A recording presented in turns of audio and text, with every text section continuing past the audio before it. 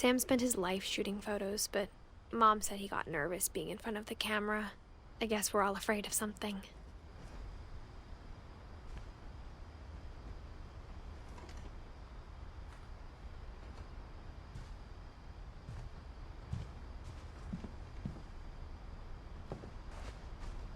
Instead of hiding from death, Sam seemed to go out of his way to meet it.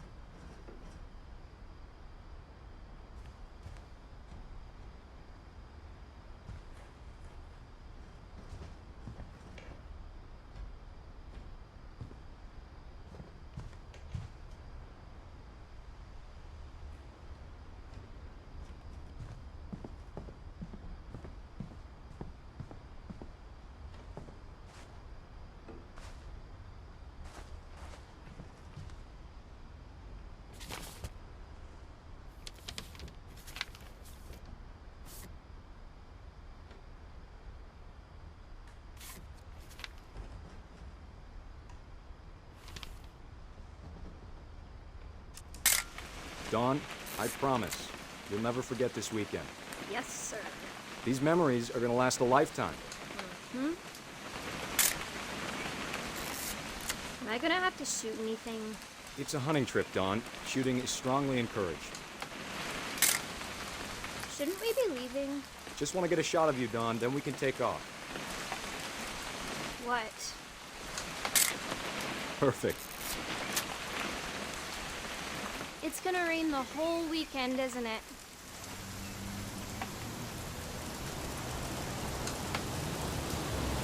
Please just take the damn picture. Hey, language. Did you want to get a picture of me or what? I will never forget this weekend, Dad. That's okay, got it. I'm gonna take some pictures, okay? Just be careful. The camera's older than you are.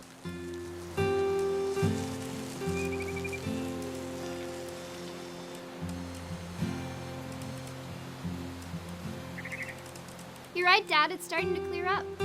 Still freezing, though.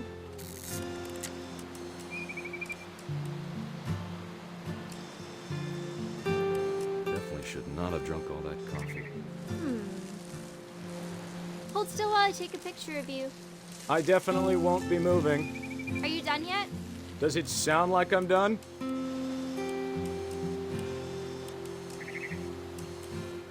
Nothing quite like being outside.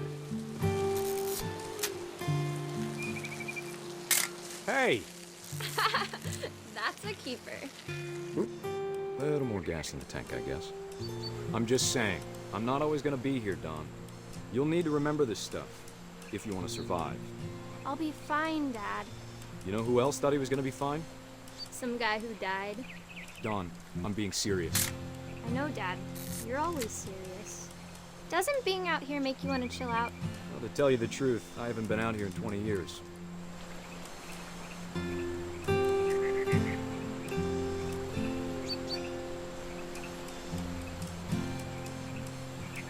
Last time I was with my brother Cal. Dawn, don't you think you could find something more interesting to photograph? Your grandpa Sven taught us how to fish, how to build a fire. We found an old logging trail with deer everywhere. I bet if I could remember where that trail was, we'd spot a buck for you in no time. Give me a minute to check the map.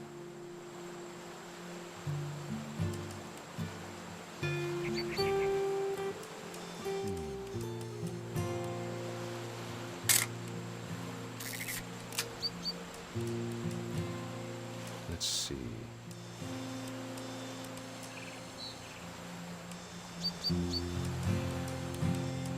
Maybe.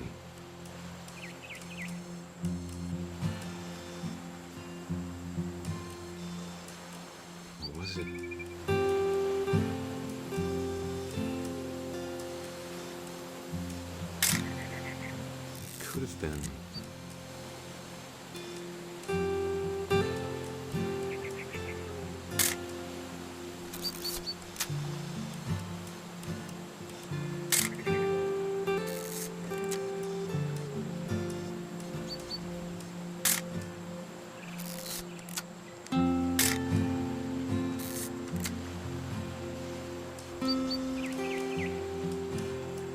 Dad!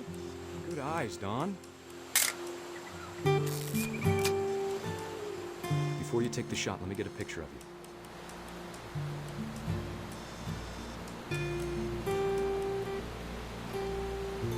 Dad, Let me get behind you. do I have to do this?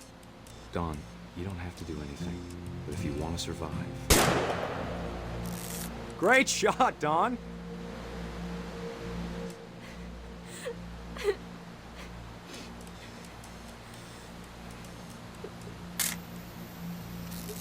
I'm proud of you, Dawn. Always remember that, okay?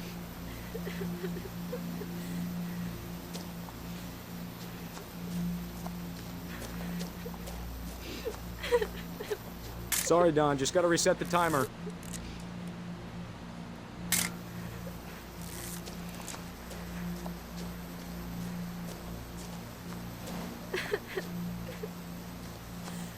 Dad, it's twitching. I think That's it's totally normal, Dawn. Just focus on the camera. Try not to think about... Dad!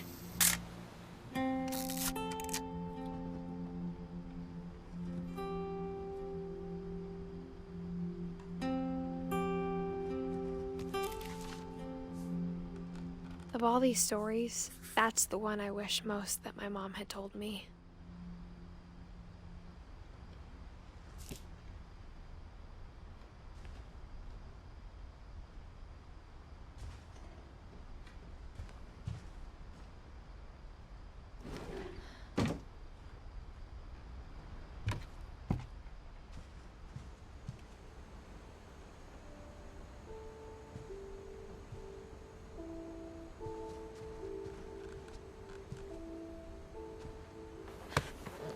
After Sam died, my mom and Edie got really close. They'd both lost a lot.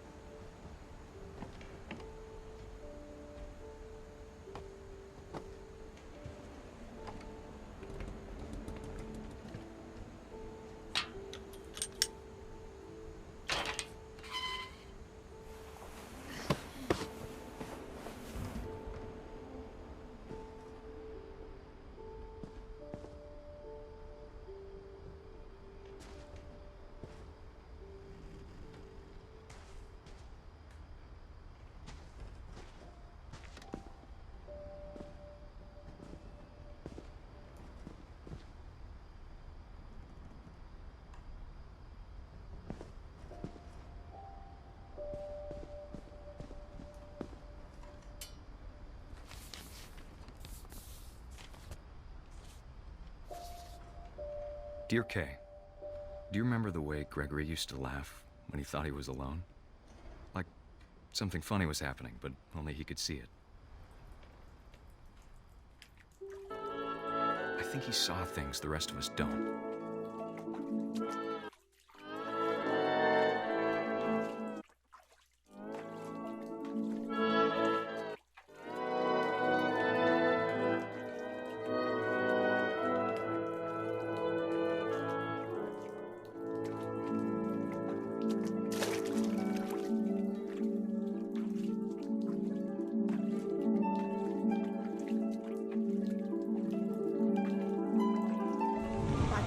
Gregory, it's time to... Hold on, sweetie. Hello? Sam, I told you I don't want to talk right now. I wonder what he saw.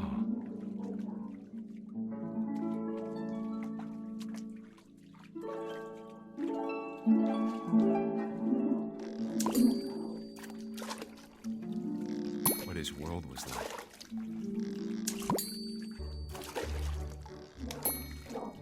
reminded me so much of Calvin. Lost in his imagination.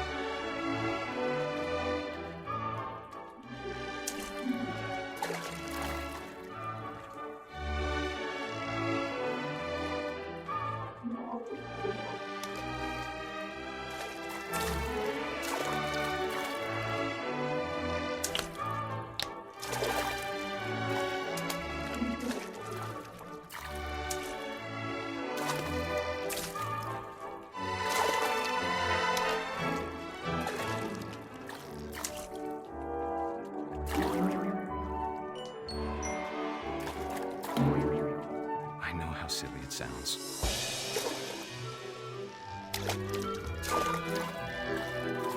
That I worried about a baby being too happy. But I could feel him slipping away. Sorry about that, Gregory. I know you did everything you could. Maybe if I hadn't called that night. Damn it. Hold on, I don't want Gregory to hear this.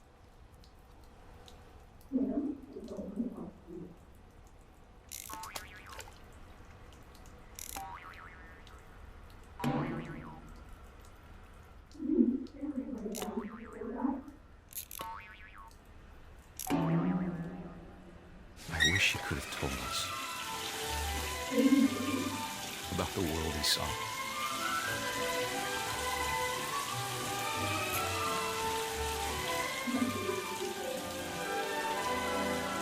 There's so much I don't understand about Gregory,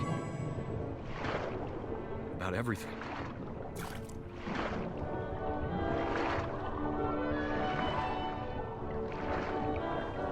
But I know what happened wasn't your fault.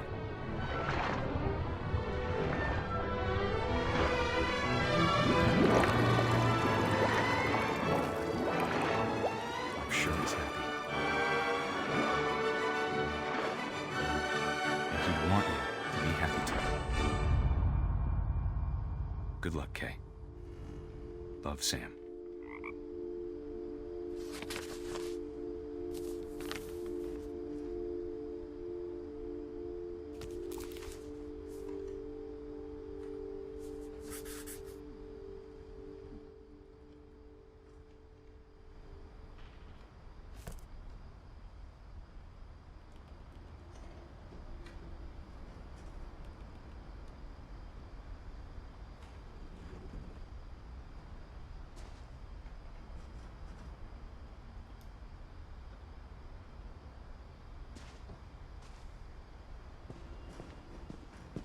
I can't imagine my mom ever writing poetry, and yet. A poem for Gus, who always said the wedding was a bad idea.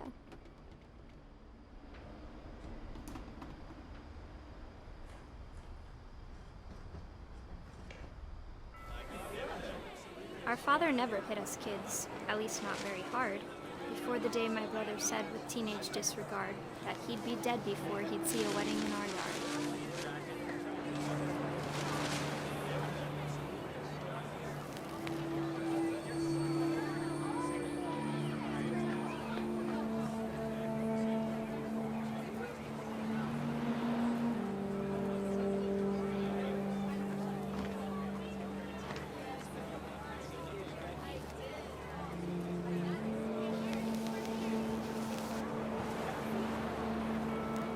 My father made him come, of course, but Gus stood far apart, just flew his kite and bottled up the storm inside his heart.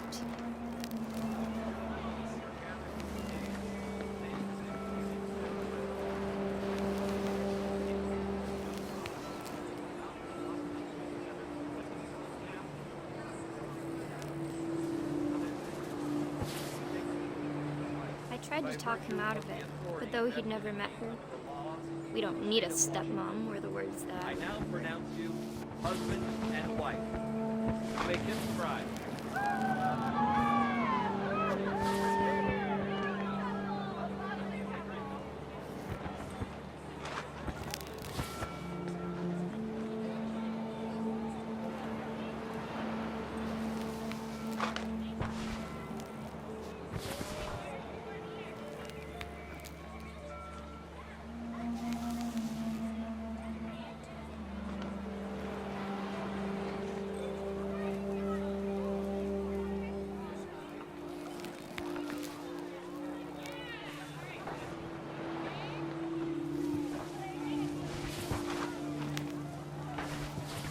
When the time for photos came, Dad ordered him to come here.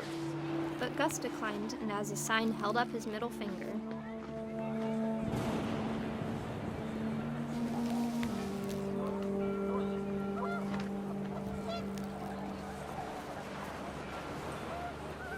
The wind picked up, and panicked geese appeared and quickly went. But all the humans did that day was go inside the tent.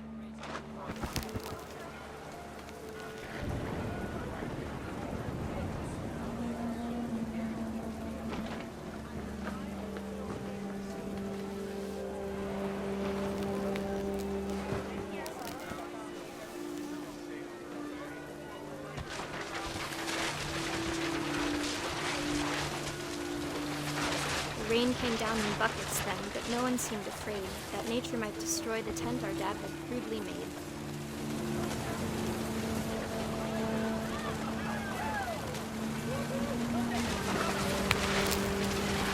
The thunder sounded much too close and full of angry power. But all my father said to this was, "Make the music louder."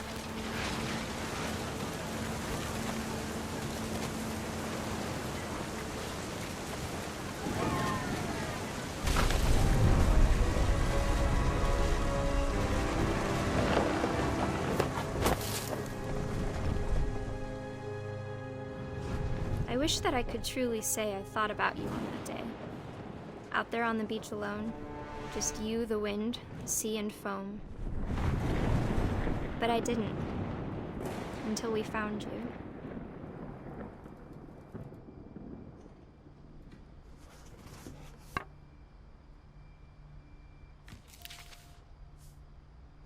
She never talked about him, but Mom told me once if I was a boy, they were going to name me Gus.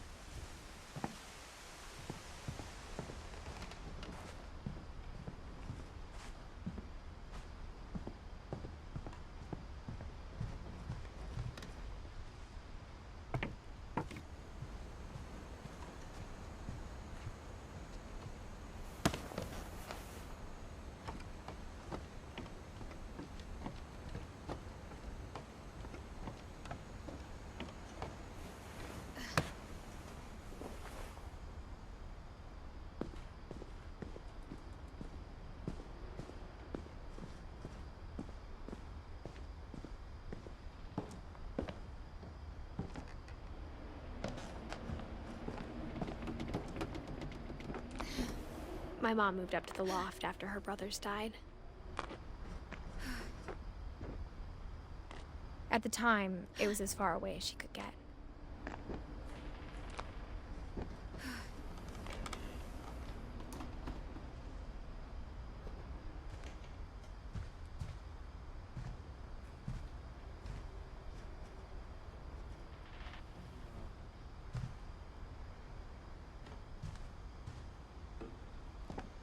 Religion was another thing my mom never talked about, but I think it helped her a lot after her dad died.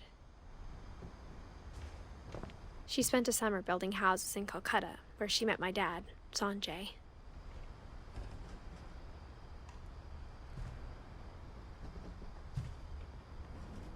My mom moved to India a week after graduation and got a job teaching English.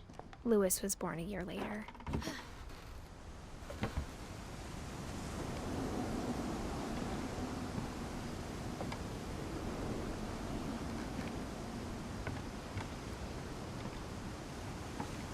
When my dad died, I don't think Mom knew where else to go. I'm sure Edie was happy to have her back.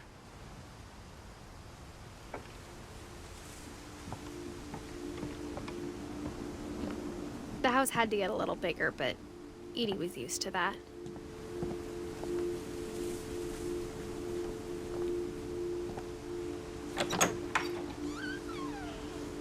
And for a while, things were good. Almost normal.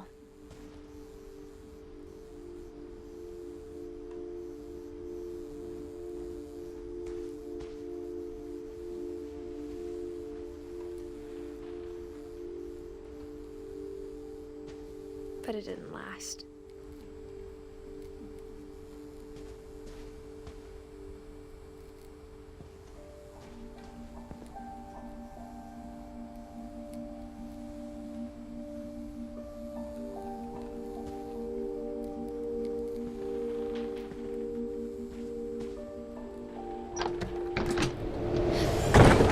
The beginning of the end was Milton's 10th birthday, when Edie gave him a castle.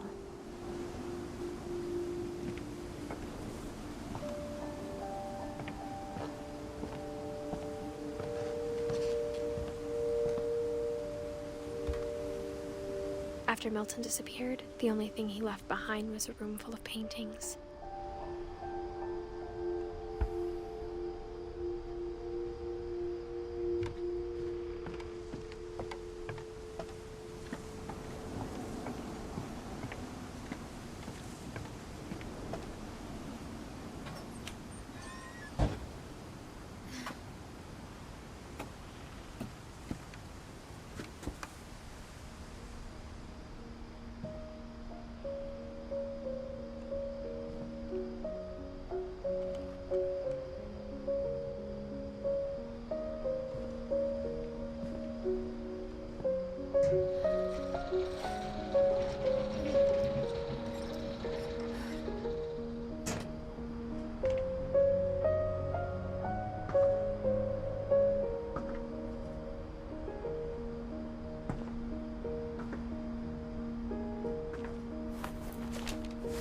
Milton Finch in The Magic Paintbrush.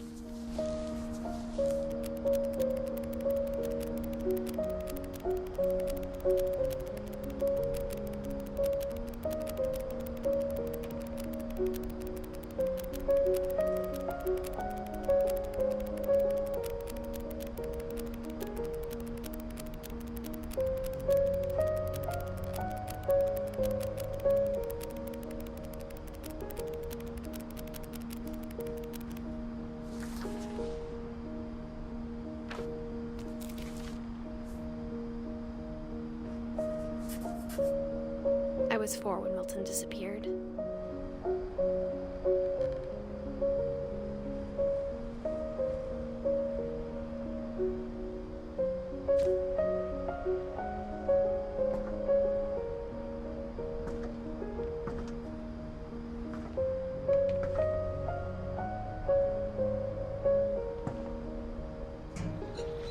Mom spent months searching for my brother. Then she sealed the doors.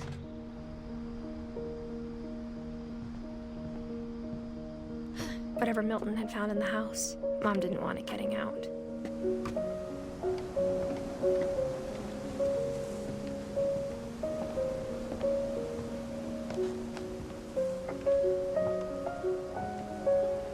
Mom definitely blamed Edie, but I think Lewis blamed himself. After he graduated, he just spent more and more time in his room, until Mom got him a job at the cannery. Everyone always told me to stay out of Lewis's room, except Lewis.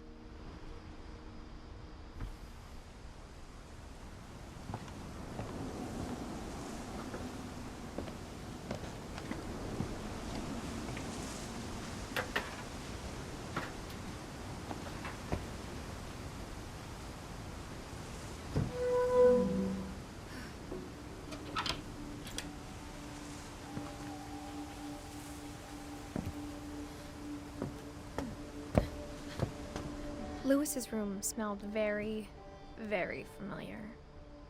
That part of him lived on.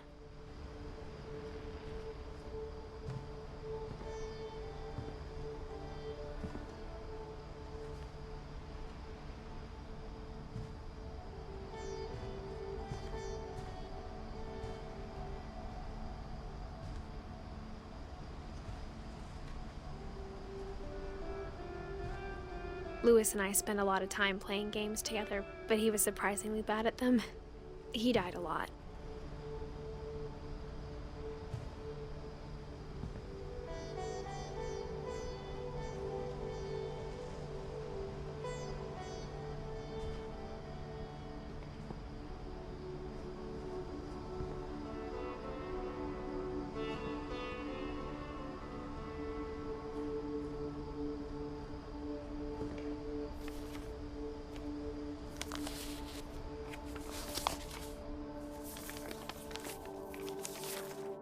Dear Mrs. Finch, as Lewis's psychiatrist, I can understand your desire for an explanation.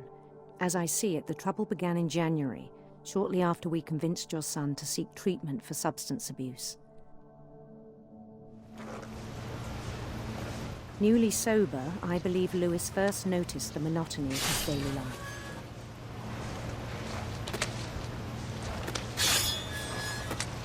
He kept working at the cannery, but he withdrew part of himself. In our sessions, I saw the same behavior.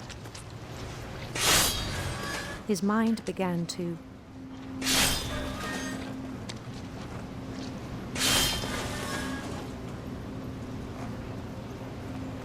wander.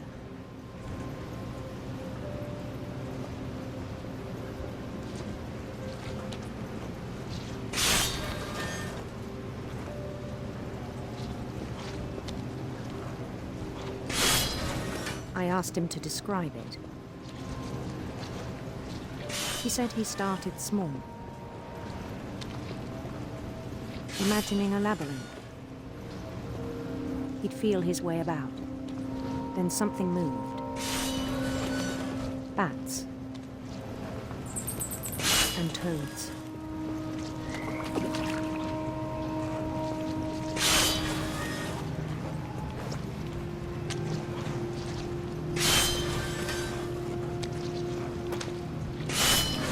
Things that have not names.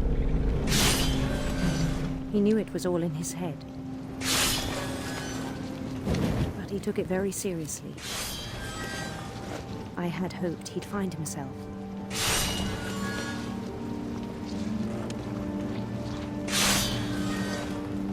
But he found something more. I worried about him then.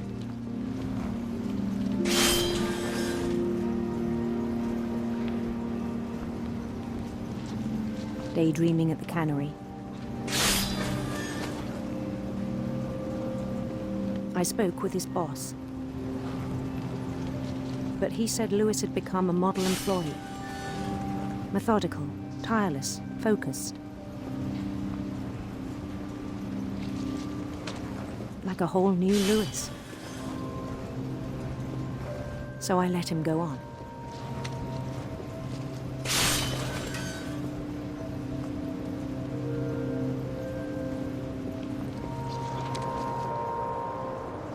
I even encouraged him. It seemed very promising at first. He told me he'd made a new friend.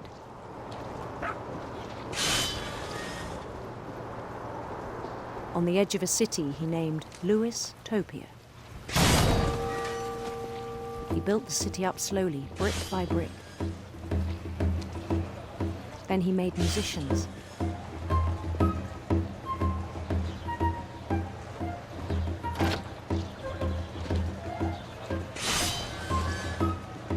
And songs for them to play. He talked about starting a band. And he was always humming something. Every day his imagination grew stronger.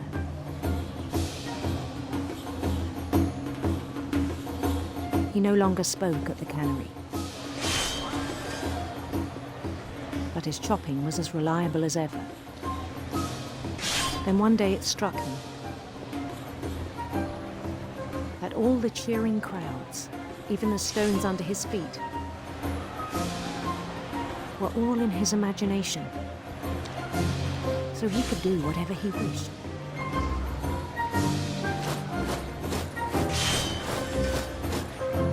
He held an election for mayor. And he won.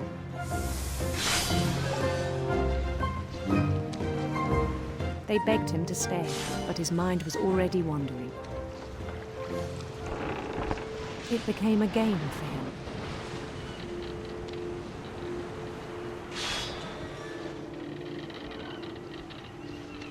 He'd conquer a city, then immediately push on.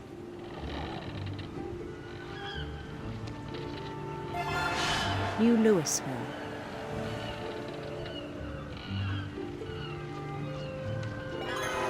St. Louis. He started drifting away from our reality.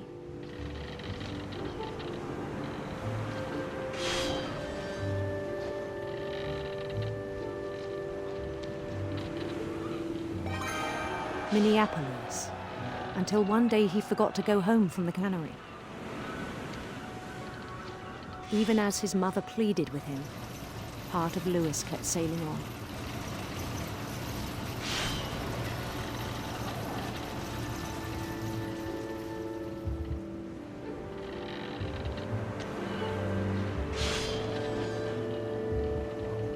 In Louisburg, he heard rumors of a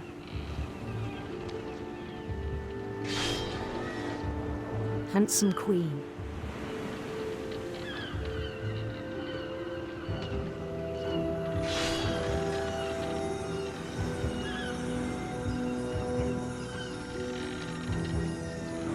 The queen was on her own quest for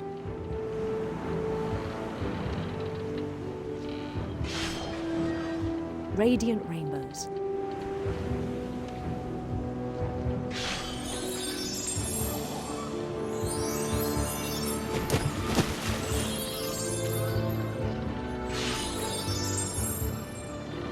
He followed the sound of her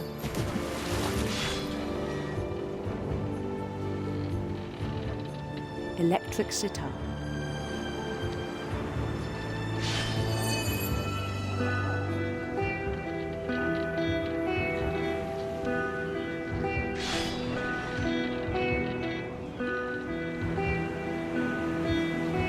His chase led him to a golden palace east of the sun and west of the moon.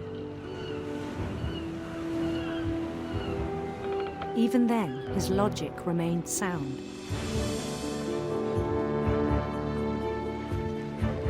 He knew the world was all in his imagination.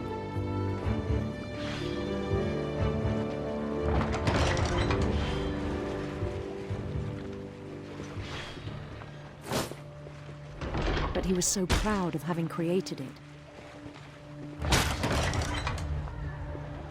In his own eyes, he'd become something greater than a king.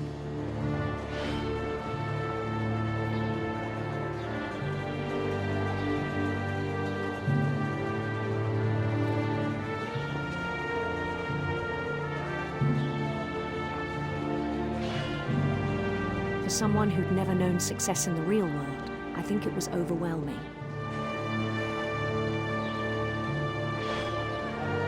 And then it struck him that the real Lewis was not the one chopping salmon, but the one climbing the steps of a golden palace.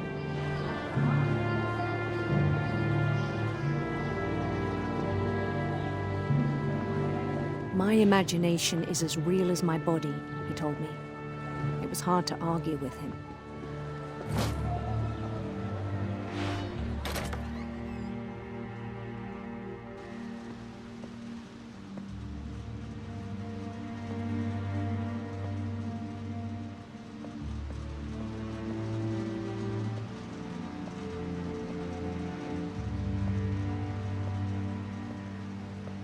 He began to forget the world we know.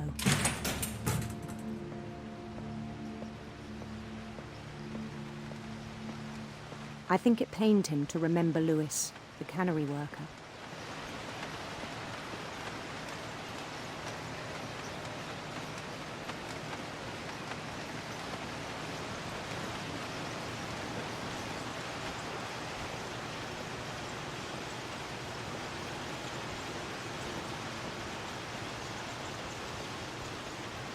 He began to despise the man with a royal contempt.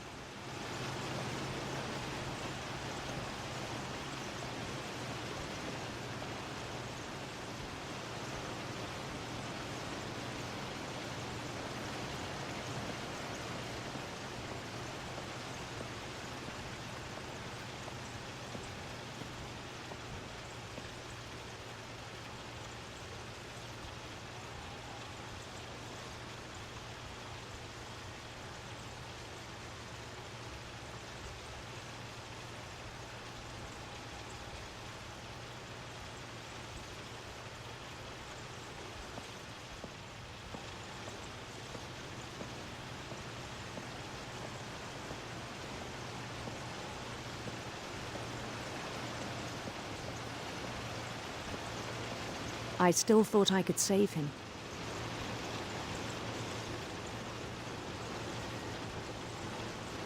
Even after he said he was being crowned king over all the lands of wonder.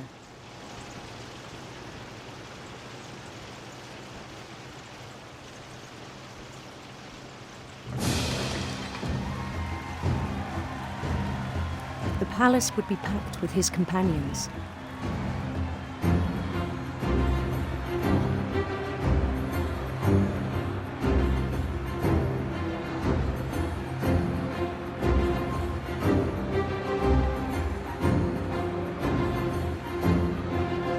Including the wise Calico who'd insisted on inviting him.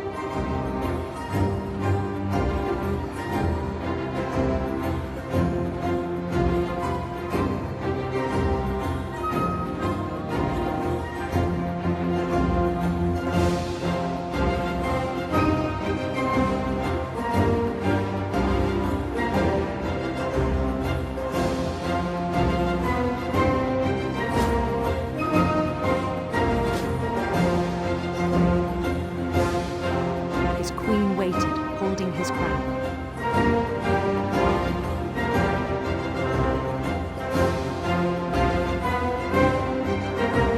There was only one thing left to do.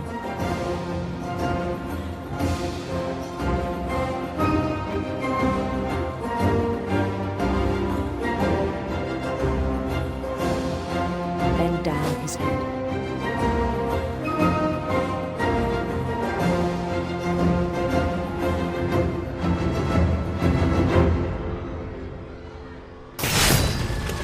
I think you know. Mrs. Finch, your son was a kind man who will be missed by all of us who knew him.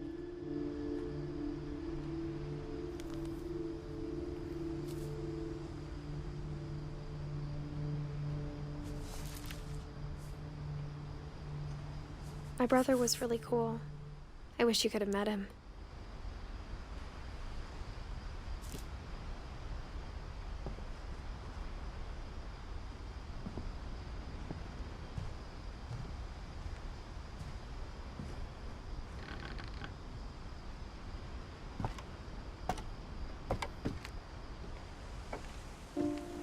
On the way back from Lewis's funeral, my mom told me to start packing. She waited until the day before we left to tell Edie.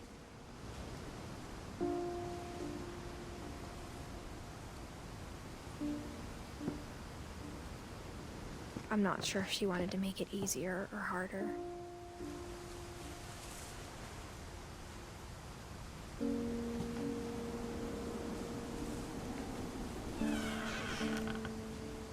I wish we'd stayed.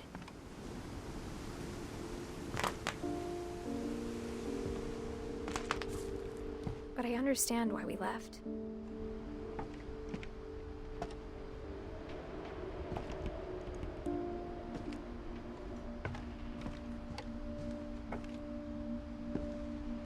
My mom ended up leaving everything behind.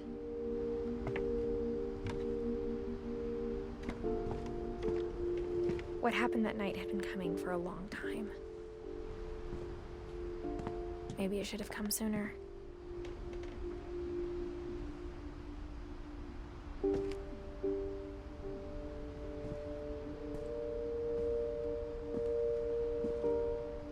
But it had to end one way or another. All that's left now is to tell you about that last night.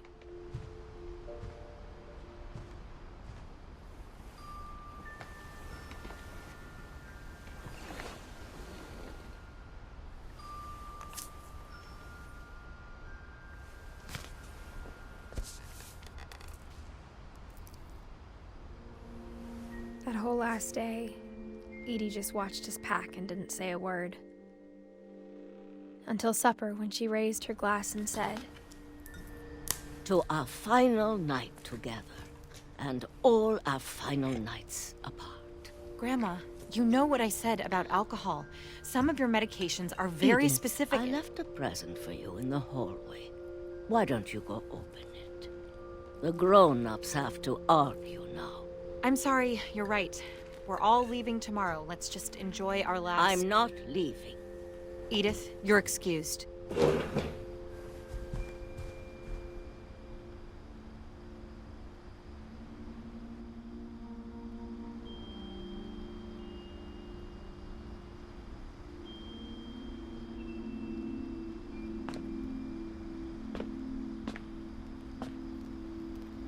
The power had been shut off that morning, but Edie always had plenty of candles. When my mom sealed the library, I don't think she knew about the other entrance. Or that Edie had a key to it.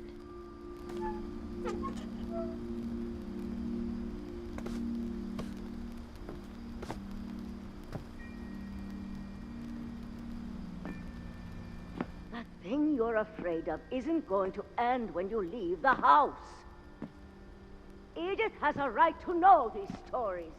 My children are dead because of your stories. I think it's best if Edith and I leave tonight. We'll have the nursing home send a van for you in the morning, okay?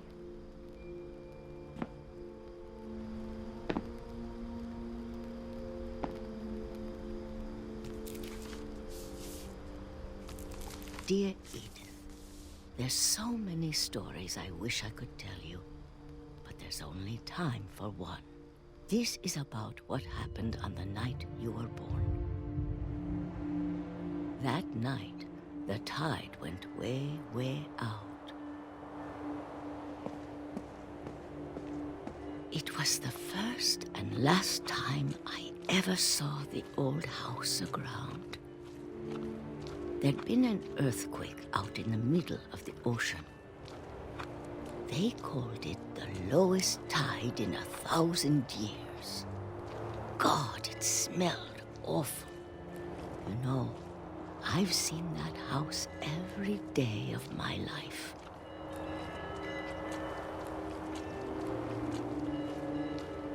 But I never thought I'd go back to it. When the fog rolled in, I lost my way.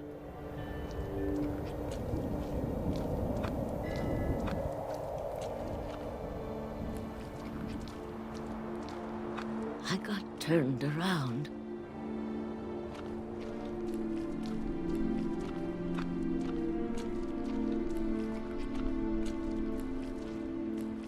I stopped started seeing things.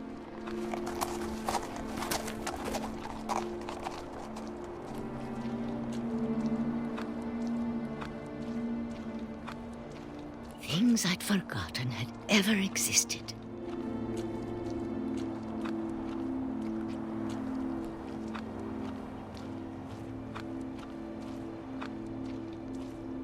But when I saw them, they felt like old friends. That night, a lot of things came back to me.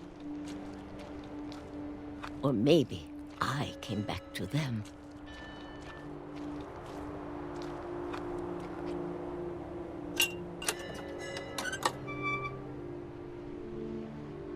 Things I can't explain, but that I need you to try and... Edith, what are you doing in here? It's mine. Edith! Mom, you're gonna rip it! Let go! I kicked and screamed, but Mom dragged me to the car. I never saw Great-Grandma Edie again.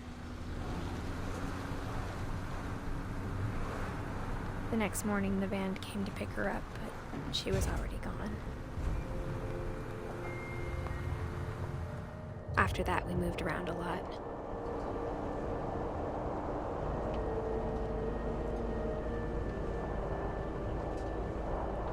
We both tried to make the best of it.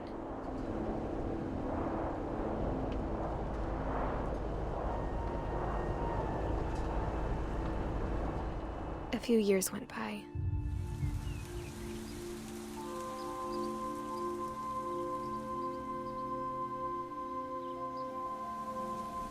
My mom didn't like to talk about it,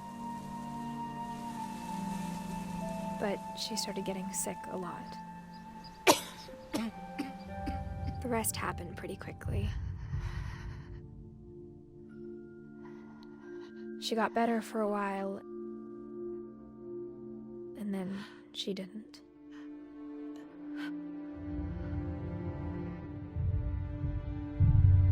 And then I was alone. The last Finch left alive.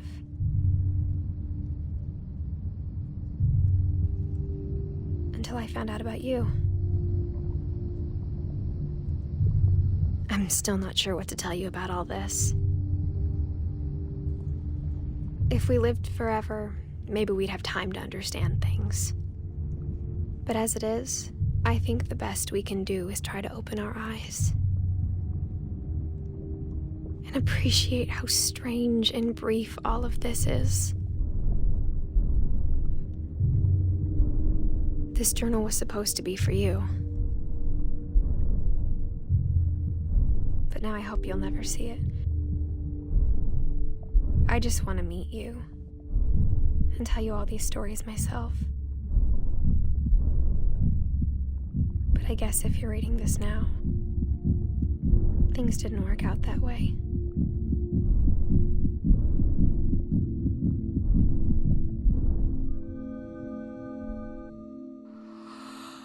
This is where your story begins. I'm sorry I won't be there to see it. It's a lot to ask, but I don't want you to be sad that I'm gone. I want you to be amazed that any of us ever had a chance to be here at all. Good luck.